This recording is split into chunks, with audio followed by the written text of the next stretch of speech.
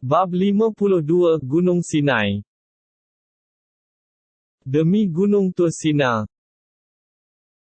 dan demi kitab yang tertulis dengan rapi, pada lembaran surat yang terbuka, dan demi Al-Baitul Ma'mur, dan demi bumbung yang tinggi, dan demi laut yang penuh tepu, dengan kepanasan. Sesungguhnya azab Tuhanmu tetap berlaku.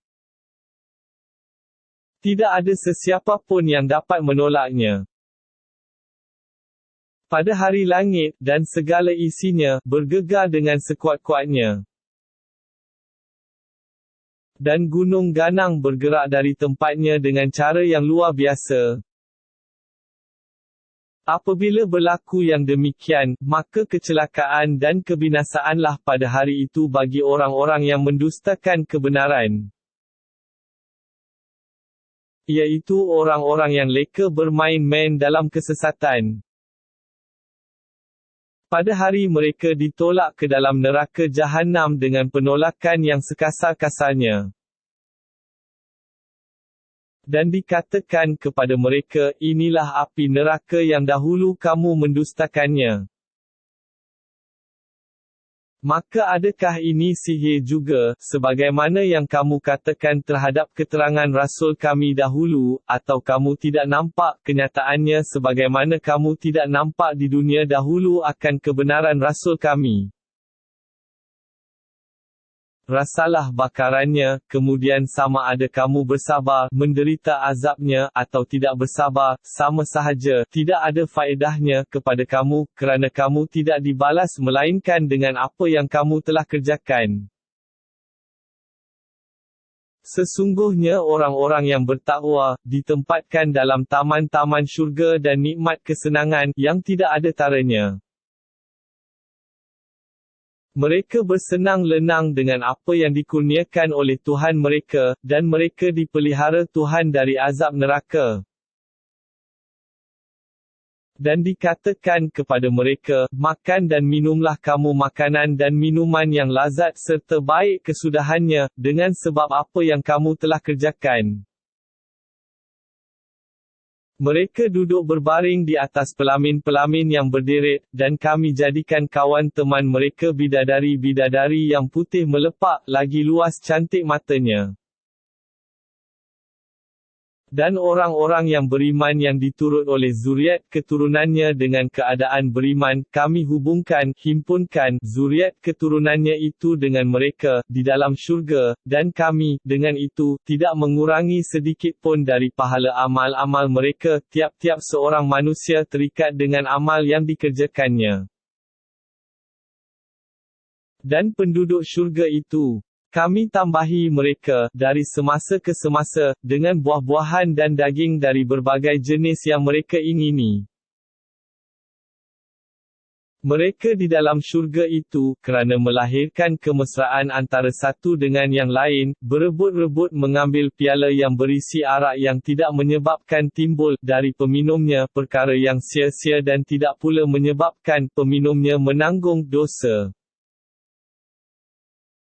Dan mereka dilayani oleh anak-anak muda lelaki yang sentiasa beredar di sekitar mereka, yang cantik parasnya, seolah-olah anak-anak muda itu mutiara yang tersimpan dengan sebaik-baiknya. Dan dengan berada dalam nikmat itu, mereka berhadap-hadapan satu sama lain sambil bertanya-tanya. Mereka berkata, sesungguhnya kami dahulu, semasa berada dalam kalangan keluarga kami, selalu merasa cemas takut, daripada berlaku derhaka kepada Allah. Maka Allah mengurniakan kami, rahmat dan taufiknya, serta memelihara kami dari azab neraka. Sesungguhnya kami dahulu tetap menyembahnya, dan memohon pertolongannya. Kerana sesungguhnya dialah sahaja yang sentiasa melimpahkan ihsannya, lagi yang maha mengasihani. Maka hendaklah engkau, wahai Muhammad peace be upon him, tetap tekun memberi peringatan, dengan ajaran-ajaran Al-Quran yang diturunkan kepadamu, dan janganlah dihiraukan golongan yang ingkar, kerana engkau dengan nikmat Tuhanmu, yang dilimpahkannya kepadamu itu, bukanlah seorang pawang dan bukan pula seorang gila. Mereka menuduh Nabi Muhammad peace be upon him dengan yang bukan-bukan, bahkan mereka mengatakan, Muhammad peace be upon him itu seorang penyair yang kami tunggu-tunggu saat kebinasaannya.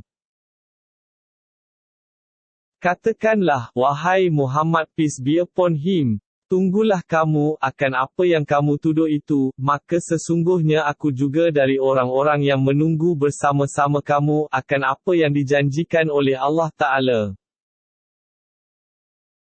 Adakah mereka disuruh oleh akal fikiran mereka melemparkan tuduhan-tuduhan yang sedemikian itu, atau sememangnya mereka suatu kaum yang melampaui batas dalam keingkaran dan kedegilannya?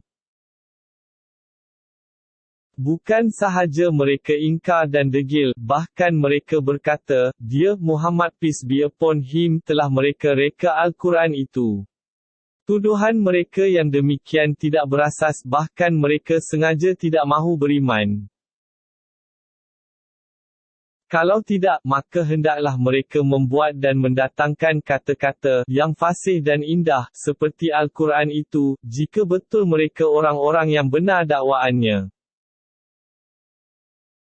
Mengapa mereka tidak beriman? Adakah mereka telah tercipta dengan tiada yang menciptanya, atau adakah mereka yang mencipta diri mereka sendiri? Adakah mereka yang mencipta langit dan bumi itu? Sudah tentu tidak. Bahkan mereka adalah orang-orang yang tidak meyakini kebenaran apa yang mereka pernah mengakuinya.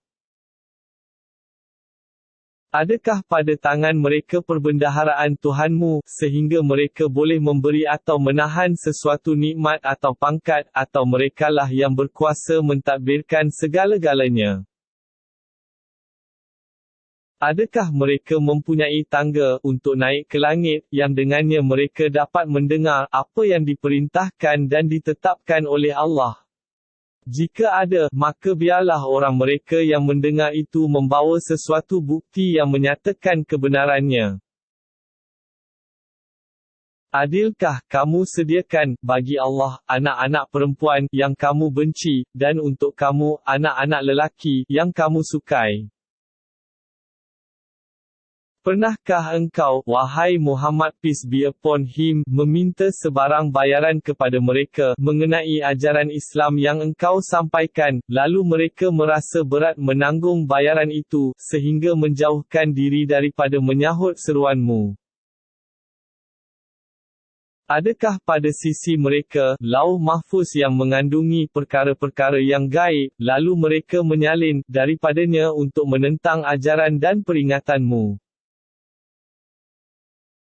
Mereka tidak cukup dengan kata-kata dan tuduhan-tuduhan yang buruk sahaja, bahkan mereka hendak melakukan rancangan jahat terhadapmu wahai Muhammad peace be upon him, tetapi mereka tidak akan berjaya kerana orang-orang yang kafir itulah yang akan ditimpa balasan rancangan jahatnya. Apabila datangnya balasan rancangan jahat itu, maka, adakah bagi mereka Tuhan yang dapat menyelamatkan mereka, selain dari Allah? Maha suci Allah dari apa yang mereka sekutukan itu. Dan kiranya mereka melihat sepotong besar dari langit gugur untuk menimpa mereka, mereka akan berkata, itu adalah awan yang bertumpuk, berlapis-lapis.